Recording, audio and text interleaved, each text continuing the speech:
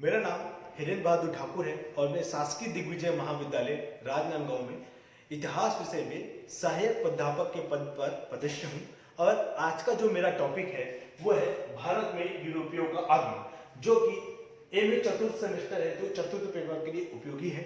और चलिए अब हम चलते हैं कि भारत में यूरोपियों का आगमन। तो आप सभी को पता है कि भारत में यूरोपियों का आगमन होने से पहले मैं आपको बताऊंगा कि प्राचीन काल से हमारा जो व्यापार है वो पश्चिम के देशों से होता रहा है, लेकिन 7वीं शताब्दी आते आते तक हम देखते हैं कि जो भारत का व्यापार है वो अरबों के हाथों में चला जाता है ना। फिर अरबों के हाथों में चले जाने के बाद हम देखते हैं कि भारत में व्यापार करने के लिए दो मार्ग थे, एक था फारस की खाड़ी और दूसरा था मिस्र की खाड़ी। तो हम देखते हैं कि मिस्र की खाड़ी यानी लाल सागर, तो हम देखते हैं कि जो उस समय जो सबसे अच्छा उपयोगी जो व्यापार के लिए माना जाता था वो फारस की खाड़ी को माना जाता था।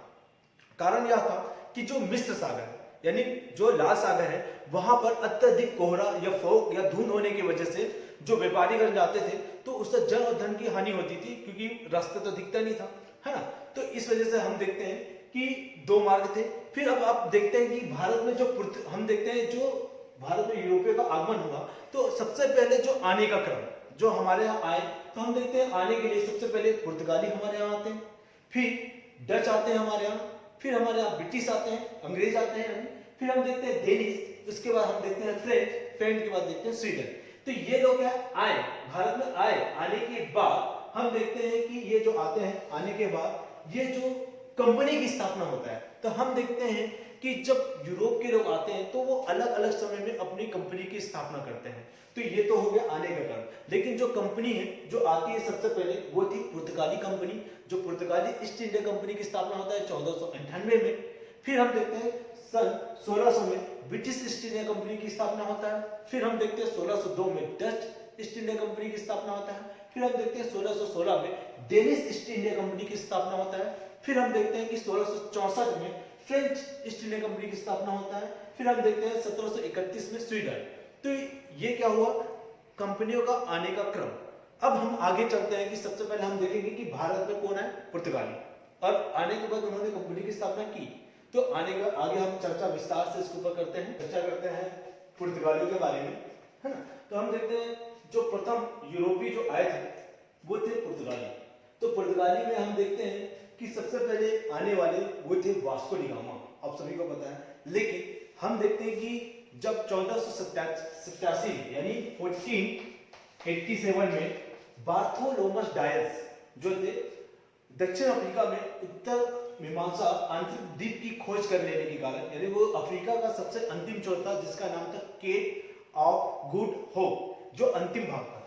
जब वहां से वो वास्को डी गामा निकलते हैं भारत के लिए, यानी अरब सागर में जब जाके वो वहां पर घूमते रहते हैं, तो हम देखते हैं कि जो भारत में गुजरात के जो व्यापारी थे जिसका नाम था अब्दुल मानिक, वो उनको पकड़ करके वो कहां लेके आते हैं, कालीकट यानी बंदरगाह पे, वहां पे। तो वहां का जो प्रांतपति या राजा जो या शासक जो होते हैं वहां का, वो थे जमोरिन।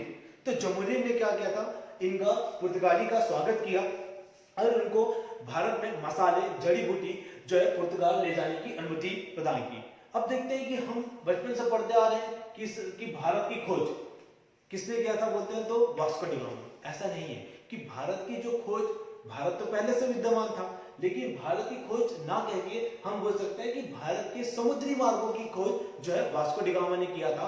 और 20 मई 1498 में जो है वो वास्को डी गामा भारत आता है। और भारत आने के बाद जो है उसको व्यापार करने की अनुमति तो मिल जाती है, लेकिन जो अरब के जो व्यापारी लोग थे वो उसका विरोध करते हैं। विरोध करने के बाद वो वापस फिर चले जाते हैं। और जाने के बाद हम देखते हैं कि 1502 में ये पुनः कब कहां आते हैं, भारत आते हैं व्यापार के लिए। फिर ये तो हो गया एक बार पुर्तगाली यानी वास्को डी गामा के बाद। फिर हम देखते हैं कि दूसरे जो पुर्तगाली जो यात्री थे जिसका नाम था पेड्रो अल्ब्रेज कैब्राल, ये सन 1500 में क्या करते हैं, भारत आते हैं। और ये दूसरे पुर्तगाली यात्री थे। अगर बच्चों आप जब तैयारी करते हैं तो कभी क्वेश्चन आते हैं कि भारत में जो आने वाले प्रथम पुर्तगाली अगर कोई थे तो वो तो वास्को डी गामा, अगर दूसरा जो बोलेंगे वो थे पेड्रो अल्ब्रेज कैब्राल, जो कि सन 1500 में वो भारत आए। फिर हम देखते हैं कि 1503 में ये लोग कोच्चि में अपना प्रथम कोठी या फैक्ट्री की स्थापना करते हैं। फिर इसके बाद हम देखते हैं कि गवर्नर या वायसराय की नियुक्ति होती है। फिर हम देखते हैं कि 16वीं शताब्दी तक देखते हैं कि इनका दो लक्ष्य होता है, इनका पुर्तगालियों का। पहला तो स्वयं सेना के दम पर अपने को मजबूत करना था और अपने देश को समृद्ध करना था, एक लक्ष्य हुआ। दूसरा लक्ष्य था कि यूरोप में जो मसालों के व्यापार पे एकाधिकार स्थापित करना था। ठीक है, तो आपको समझ में आ गया। इसके तहत हम देखते हैं कि जो गवर्नर था तो या वायसराय जिसकी नियुक्ति होती है, तो भारत में प्रथम पुर्तगाली वायसराय जो होते हैं फ्रांसिस्को डी अल्मेडा, इनका जो काल था 1505 से लेकर के 1509, और ये भारत के प्रथम क्या होते हैं, पुर्तगाली गवर्नर होते हैं। और इन्होंने मिस्र, तुर्की तथा गुजरात की संयुक्त सेना को वो पराजित किए। फिर इन्होंने शांत जल की नीति यानी ब्लू वाटर पॉलिसी इन्होंने चालू किया था, यानी व्यापार के लिए जो अल्मेडा जी हैं वो क्या कहते थे कि अरब सागर पे शांतिपूर्ण तरीके से व्यापार करने को ही शांत जल की नीति या ब्लू वाटर पॉलिसी के नाम से हम इसको जानते हैं। ठीक है, अब आगे हम देखते हैं अल्फांसो दी अल्बुकर, ये 1509 से 1515, इसको हम पुर्तगालियों के वास्तविक संस्थापक मान सकते हैं। और 1510 में हम देखते हैं कि जो अल्फांसो दी अल्बुकर थे उन्होंने क्या किया था, बीजापुर के शासक यूसुफ आदिल शाह 1510 में वो पराजित करके यहाँ पर गोवा को प्राप्त करते हैं। और इन्होंने जो है अल्बुकर सती प्रथा पे प्रतिबंध लगाया था, और पहले ऐसे वायसराय गवर्नर हुए जिन्होंने जो भारतीय महिला है उसको पुर्तगालियों के साथ वैवाहिक संबंध स्थापित करने के लिए बोले। साथ ही साथ अपनी सेना में भी इन्होंने भारतीय जो है पुरुष उनको शामिल किया। और इनका जो मृत्यु हो जाने के बाद पहले ऐसे पुर्तगाली थे जिनकी मजार हमको गोवा में दिखाई देती है। फिर हम देखते हैं अगले जो शासक हुए निन्नो डी कुन्हा होते हैं, जो 1529 से 1538, ये कोच्चि की जगह पे ये गोवा को अपनी राजधानी बनाते हैं और जो है दमन और दीप जो क्षेत्र है उस क्षेत्र को जीत के वहां पर अपना अधिकार स्थापित करते हैं। और इसी समय जो गुजरात के जो शासक थे बहादुर शाह, उसी के युद्ध करने के बाद वह समुद्र में डूब के इसकी मृत्यु हो जाती है। फिर हम आगे देखते हैं जोवा दी केस्टो, ये अंतिम शासक हैं जिन्होंने कास्ट प्रथा चालू किया था, जिसके तहत व्यापार करने के लिए उनको एक जो है अधिकार पत्र की आवश्यकता होती थी, देखा जाए तो अरब सागर पे, लेकिन एकमात्र जो थे उनको व्यापार में छूट मिला था वो थे अकबर, है ना। तो ये हो गया गवर्नर जनरल वायसराय जो हमारे यहाँ आए। फिर हम देखते हैं जब ये आने के बाद हमारे यहाँ क्या प्रभाव दिखता है पुर्तगाली के आने के बाद, तो हम देखते हैं कि सबसे पहले जेसुइट जो संत थे वो इनके समय में आए थे। और हम देखते हैं कि 1556 में क्या होता है, छापे खाने का आविष्कार होता है। फिर हम देखते हैं कि तंबाकू सबसे पहले जो है ये लोग लेके आते हैं, साथ में ये हमारे यहाँ पपीता, संतरा, चीकू, ये अन्य प्रकार की जो फसलें हैं खेती, तो ये सारी चीजें ये लेके आते हैं। और हम देखते हैं कि अकबर के समय में आता है, जहांगीर के समय में खेती होती है। और आपने सुना होगा कर्नाटक बाबा बुदन की पहाड़ी, वहां पर सबसे पहले तंबाकू की खेती हुई थी। फिर हम देखते हैं कि सबसे पहले भारत में यूरोपीय जो आने वाले यूरोपीय जो थे वो पुर्तगाली थे, वो कब आए 1498 में। लेकिन भारत की आजादी के बाद भी जाने वाले भी अगर वो कौन थे तो वो 1961 में भारत से हमने इसको यहाँ से खदेड़ा था। ठीक, दूसरे जो यूरोपीय थे वो थे ब्रिटिश ईस्ट इंडिया कंपनी, सन 1600 में इन्होंने किया था, हम देखते हैं। लेकिन भारत में सर्वप्रथम आने वाले जो वो थे यूरोपीय ईस्ट यानी ब्रिटिश, वो थे हेक्टर नामक जहाज से आए थे। लेकिन हम देखते हैं 1597 में जो है थल मार्ग से आने वाले जो थे वो थे जॉन मिल्टन हॉल।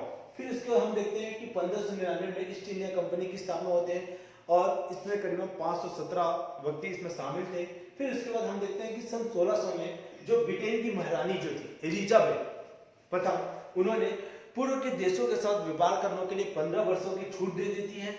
फिर हम देखते हैं कि 1608 में जो कैप्टन हॉकिंस जो है जेम्स प्रथम का राजदूत के रूप में पत्र लेकर के जो है वो अकबर से मिलने के लिए आते हैं। लेकिन आते तक वो किनसे मुलाकात करते हैं, आते तक हम देखते हैं कि अकबर की जो मृत्यु है, हम देखते हैं कि अकबर का शासनकाल 1556 से 1605, तो 1608 में हम देखते हैं कि वो हॉकिंस सूरज पे पहुंचता है। लेकिन वहां पर अकबर की मृत्यु 1505 में हो जाने के बाद वह उसके पुत्र जहांगीर से मिलता है 1608 में, और वह जेम्स प्रथम को पत्र लेकर आते हैं तो जिसका नाम था फ्रेंड। और हम देखते हैं कि हॉकिंस को तुर्की फांसी, ये दोनों का बहुत अच्छा ज्ञान था।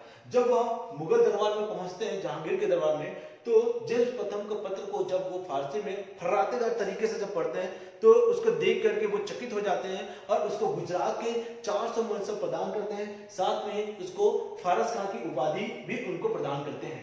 फिर हम देखते हैं कि 1615 में सर टॉमस रो आते हैं और टॉमस रो जब वो भारत आते हैं तो वो जेम्स प्रथम का ही पत्र लेकर आते हैं जिसका नाम था परफेक्ट। फिर हम देखते हैं कि 1632 में एक गोल्डन प्रमाण, गोलकुंडा के जो शासक थे, है ना, उनके द्वारा 500 पगोड़ा यानी सोने के 500 गोल्ड कॉइन से उनको गोलकुंडा में व्यापार करने की अनुमति प्राप्त हो जाती है।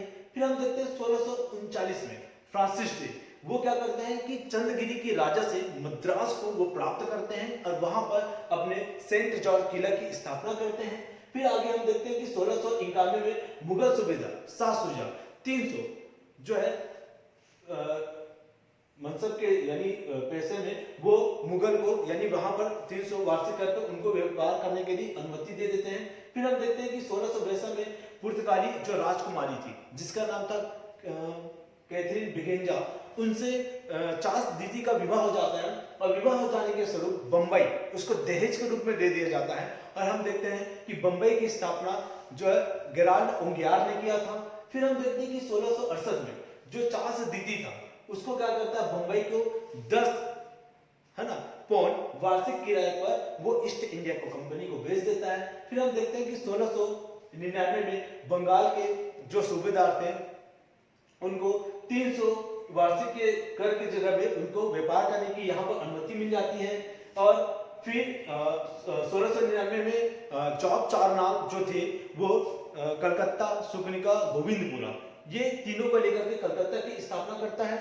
फिर उसके हम देखते हैं कि 1717 में जान सोमर जो है फरुख सियार जो थे उनसे बंगाल में 3000, गुजरात में 10,000 रुपए वार्षिक पर उनको वहां पर व्यापार करने की छूट मिल जाती है और इस प्रकार से वो भारत में इनका आगमन हो जाता है। और हो जाने के बाद हम देखते हैं कि यूरोपीय किस प्रकार से वो अपना पेट यहाँ पर स्थापित करते हैं। अब इस प्रकार आगे हम देखते हैं अगला जो यूरोपीय आने वाली कंपनी थी वह थी डच हॉलैंड या ऑयलैंड, जो 1602 में इन्होंने अपनी कंपनी की स्थापना की थी। जब ये कंपनी की स्थापना की फिर इसका हम देखते हैं कि इन्होंने अलग अलग जगह पे अपने कारखाने की स्थापना की थी। तो डच लोगों ने सबसे पहले मछलीपट्टनम में 1605 में यहाँ पर जो है किले की स्थापना की, कारखाने की स्थापना किया।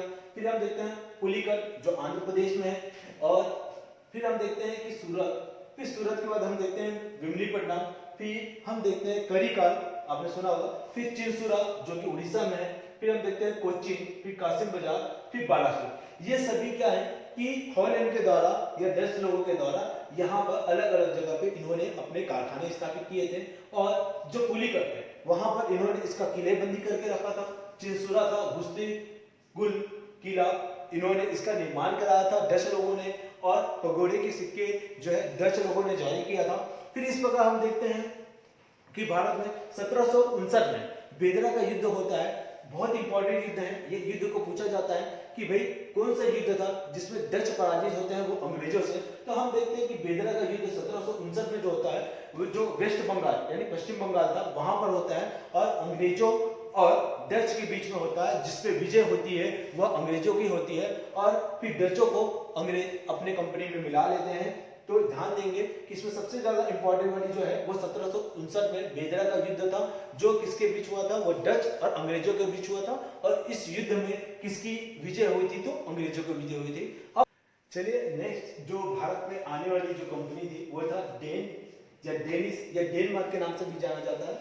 और इन्होंने अपनी कंपनी की स्थापना की थी 1616 में। तो इन्होंने जो कारखाने जो स्थापित किए थे, जेंगोबाल था वह तमिलनाडु में था और श्रीरामपुर था वह वेस्ट बंगाल में था, है ना।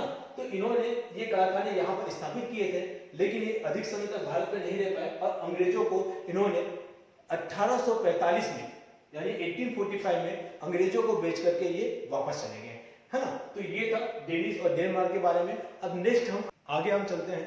अब देखते हैं कि भारत में आने वाले जो अगले 5% जो यूरोपी थे वो थे फ्रांसीसी या फ्रेंच।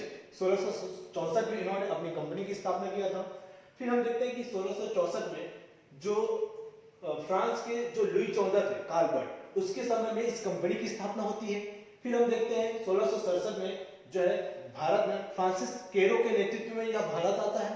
फिर हम देखते हैं कि 1668 सूरत में ये क्या करते हैं, अपनी प्रथम कोठी या फैक्ट्री या कारखाने की स्थापना करते हैं। फिर 1669 में मछलीपट्टनम में या दूसरा यानी फैक्ट्री या कारखाने की स्थापना करते हैं। फिर हम देखते हैं कि 1673 में फ्रांसिस मार्टिन पांडिचेरी की स्थापना करता है और यहाँ पर किलेबंदी करता है।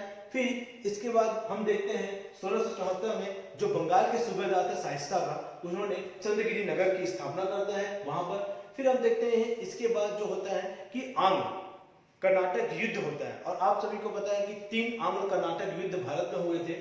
और क्वेश्चन आता है कि भाई आंग्ल कर्नाटक युद्ध किसके किसके बीच होता है, तो हमको याद रखना है कि आंग्ल कर्नाटक जो युद्ध था वह जो नाम से तो भारतीय लग रहा है लेकिन वह फ्रेंच व अंग्रेजों के बीच हुआ था, है ना। तो अब देखते हैं कि प्रथम जो है कर्नाटक युद्ध 1746 से 1748 के बीच में होता है। तो हम देखते हैं कि ये युद्ध का कारण क्या था, तत्कालिक कारण में हम देखते हैं जो यूरोप में जो ऑस्ट्रिया के उत्तराधिकार को प्रश्न को लेकर के क्या होता है कि भारत में भी यह युद्ध होता है। और जो यह युद्ध जो होता है तो यह युद्ध जो है एक्सला-शापिल की संधि के द्वारा 1748 में यह समाप्त होता है। और जो आंग्ल कर्नाटक जो जगह है वो कोरोमंडल का क्षेत्र कहा जाता है, कर्नाटक का क्षेत्र है, याद रखेंगे, ठीक है। फिर हम देखते हैं कि जो दूसरा कर्नाटक का युद्ध था वो 1749 से 1754 में होता है। तो यहाँ पर जो पुर्तगाली जो डुप्ले था वह पराजित होता है। पराजित हो जाने के बाद उसे वापस पुर्तगाल बुला लिया जाता है, और पुर्तगाल बुलाने के बाद दूसरे जो गवर्नर है गेडियार, उसकी नियुक्ति होती है। और नियुक्ति होने के बाद जो है यह द्वितीय आंग्ल कर्नाटक जो युद्ध होता है वह 1754 में जो है वह पेरिस की संधि के द्वारा समाप्त होता है। अब आगे हम देखते हैं तीसरा कर्नाटक युद्ध जो होता है वह सप्तवर्षीय युद्ध 1756 में चलता है, जो वहां यूरोप में होता है, उसका प्रभाव भी भारत में दिखाता है। और यह जो है पुडुचेरी की संधि के तहत समाप्त होता है। अब इस प्रकार हम देखते हैं कि ये जो है वांडीवास का युद्ध आपने सुना होगा, 1760 में वांडीवास का युद्ध होता है। किसके बीच होता है तो क्वेश्चन आता है, तो ये था फ्रेंच और ईस्ट इंडिया कंपनी के बीच होता है। और इसमें जो है फ्रेंच कंपनी की पराजित होता है, और पराजित होने के बाद यहाँ पर अंग्रेजों का क्या है पूर्णता स्थापित हो जाता है। फिर इसका हम देखते हैं कि अगला जो यूरोपीय आए थे स्वीडन, तो 1731 में आए थे, और 1731 में आने के बाद वे ज्यादा समय तक सर्वाइव नहीं कर पाए, और करने के बाद वो अपनी जो कंपनी है वो अंग्रेजों को बेच करके वापस चले जाते हैं। इस प्रकार हम देखते हैं कि भारत में किस प्रकार से पुर्तगाली यूरोपीय लोग आते हैं, और आने के बाद किस प्रकार से अलग अलग समय में अपना वर्चस्व स्थापित करते हैं। और हम देखते हैं कि जो अंग्रेज है वो इन सभी कंपनियों को हरा करके अपना यहाँ पर पूर्णतः अधिपत्य स्थापित करते हैं। और इस प्रकार से हम देखते हैं कि भारत में यूरोपियों का आगमन इस प्रकार से यहाँ पर समाप्त होता है। धन्यवाद।